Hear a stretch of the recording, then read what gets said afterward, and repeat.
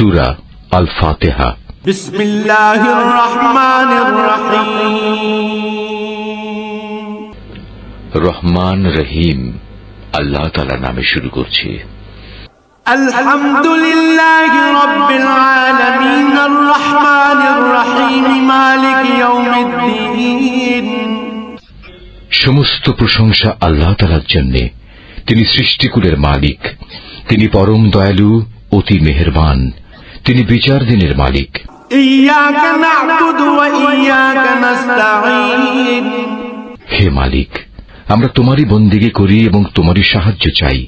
ইহদিনাস সিরাতাল মুস্তাকিম সিরাতাল্লাযীনা আন'আমতা আলাইহিম গায়রিল মাগদুবি আলাইহিম ওয়ালাদ-দাল্লিন।